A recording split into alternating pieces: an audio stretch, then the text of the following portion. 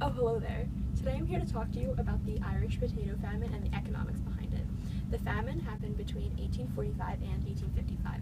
The effects of the famine were not only felt just in Ireland, but around the world. So listen up, kids, and I hope you learn a lot.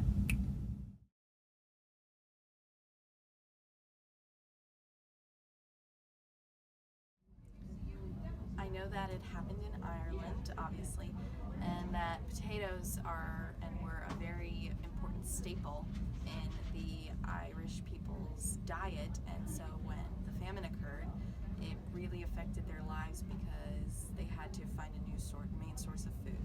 The most important thing you have to understand about the Great Irish Potato Famine is that they traded with potatoes. It was a basic barter economy and it was not as well established as England. Even though it is a British Isle, it did not have the same economy and it wasn't as developed. And a big problem was that the landlords of the farms were all in England and did not realize the massive devastation that was occurring in Ireland.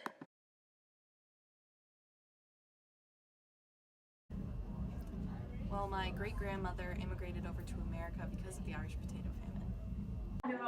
These are the kind of potatoes that the Irish wanted, that the Irish needed to survive. And this blight is what caused the famine. So here's a quick little story for you.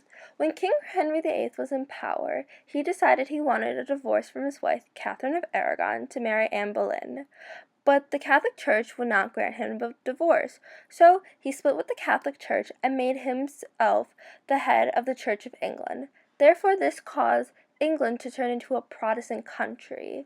But there were still many Catholics that remained in Scotland, Ireland, and even England, which caused great discord between the two faiths, and each hated each other and thought their own faith was better.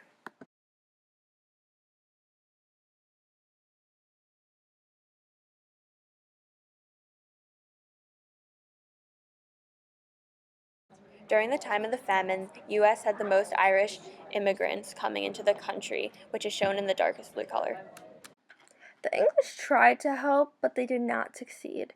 They have a very laissez-faire attitude, and they tried to send in copies of The Wealth of Nations by Adam Smith to try and implement a free market economy, to teach the Irish the way they thought, but it didn't work. They also tried to create more jobs for the people by having peasants build roads or buildings, but this still not supply the peasants with enough money to pay for the expensive goods because they were importing wheat and barley from America, and this cost so much for the peasants that they could not afford to buy their necessities.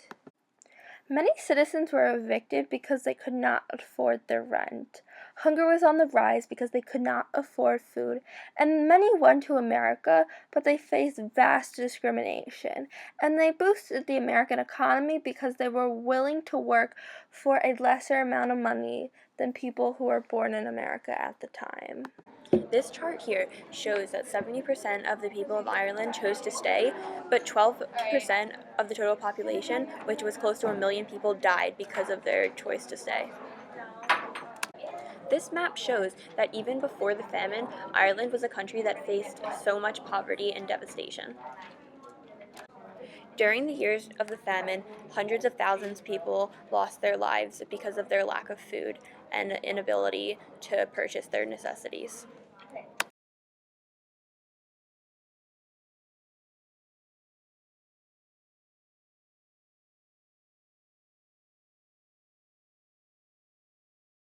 Okay, so it was a bartering economy, and they had to trade with potatoes because they had really no real form of currency there.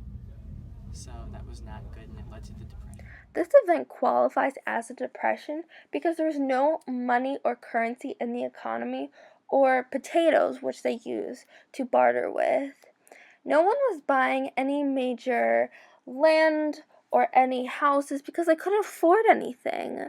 And no one could just afford basic necessities because they were so expensive from the importing.